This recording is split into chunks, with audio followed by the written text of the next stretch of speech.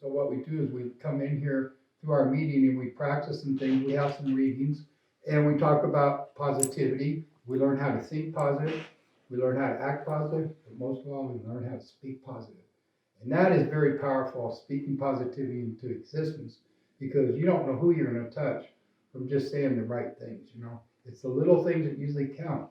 So there's a lot of effects and there's a lot of techniques here, and there's a lot of vibes that you get once you become positive.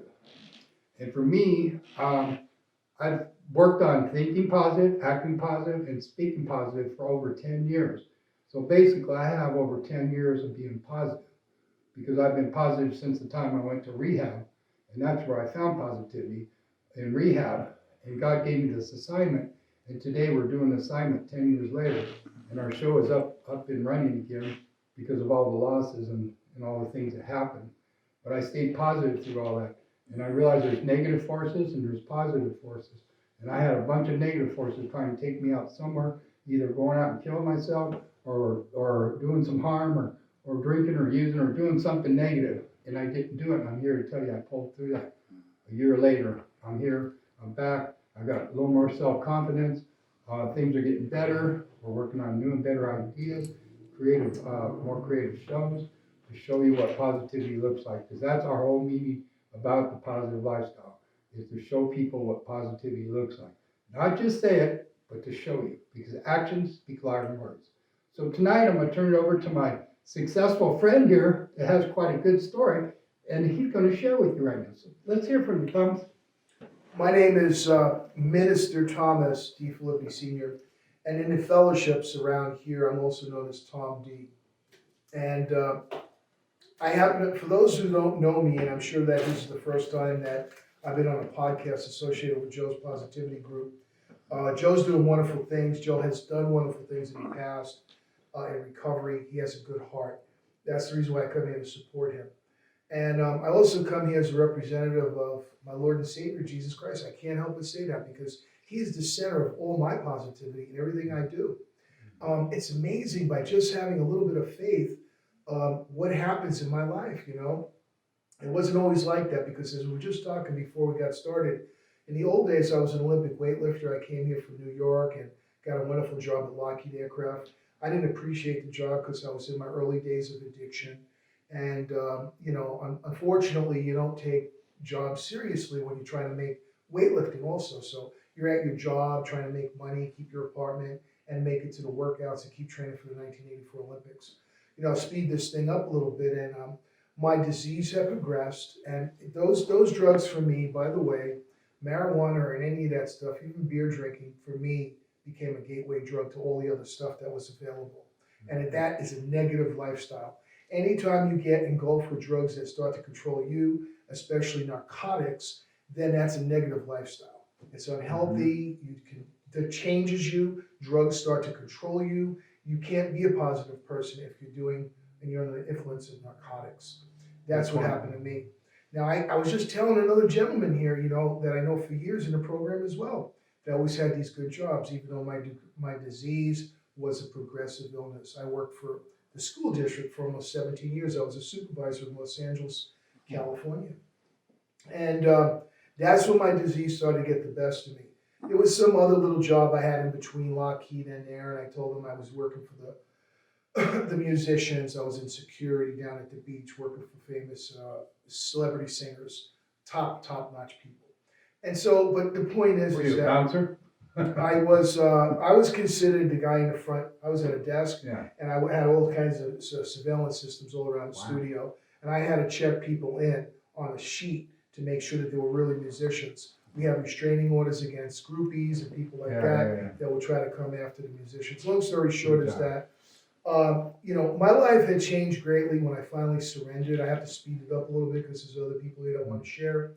But I finally, after being introduced to the program at about 31 years old, I fought the program tooth and nail in Alcoholics Anonymous and then even Narcotics Anonymous for about 7 years like that. And then finally, I had to come to terms with it that I was not living correctly. And I see my life passing before me. We're all here for a short time. My life is but a vapor. And I need to make the best of my time. That's why I come here today to talk about positive things, changing your lifestyle, and trying to be nice and compassionate to people. I want to have empathy. I want to have all of those things, like Joe's learned over the years recently. And he says, kind words help. Little things matter. I like that. I like that idea. And so the moral of the story is that because of me surrendering and coming to the program and really honestly wanting to work this program, I had an opportunity to go back to college.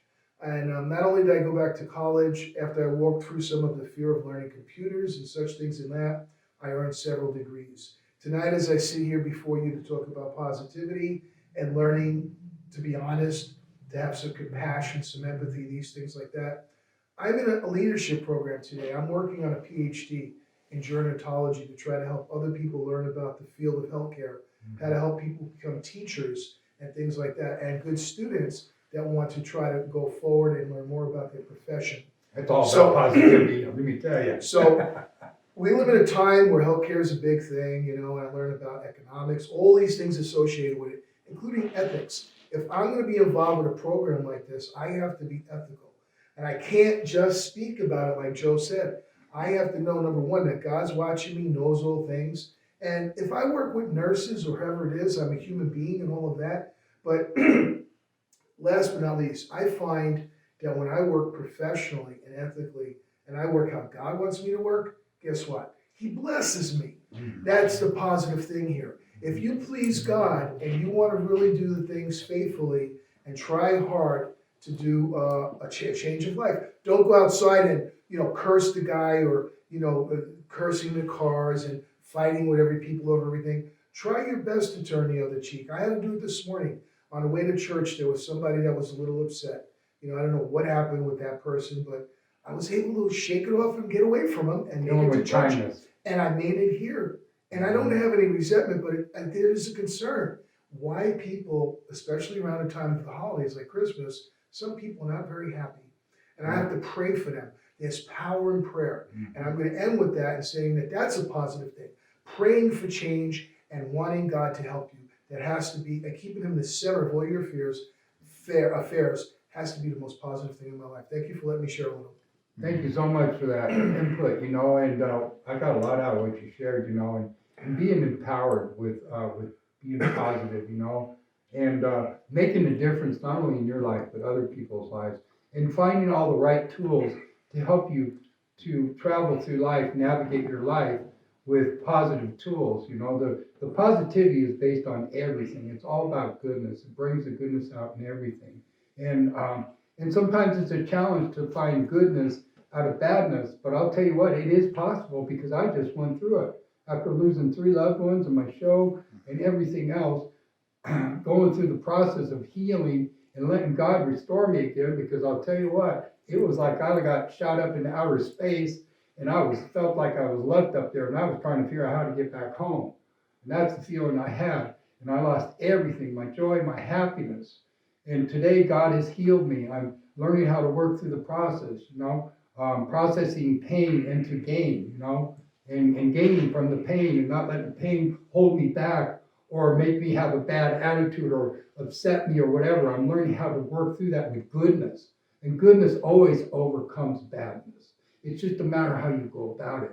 And sometimes we don't know what goodness is on a certain situation, so we have to learn how to reach out. And reaching out and asking for help is very positive too. But it's all coming down to here is learning how to develop a positive mental attitude, which is probably the strongest point that you can be in your life, to where you can overcome, go around, and go over and feel that sense of accomplishment and achievement within yourself. That's probably one of the best feelings for a human being to feel, is to accomplish and achieve something that they thought they couldn't do. So there's a lot to this whole spiritual realm, the positive realm, God's realm, all this stuff intertwines. And it's for us to learn how to tap into the goodness of life. And sometimes we just can't do it ourselves. Sometimes we have to come to a positive meeting like this. By the way, this is the only one in the whole world right now, is here in Palmdale. And our goal one day is to have it in every town and every state where people can walk in and talk about what's going on with them. And the positive group of people that we have here can give them some positive feedback and turn the problem into a solution. And they can feel good because solutions make you feel good. And they can leave here feeling good about themselves and want to come back because they got something that made them feel good. So this is the whole idea here. So anyways, with that tonight, I would like to throw out a little thought for the day.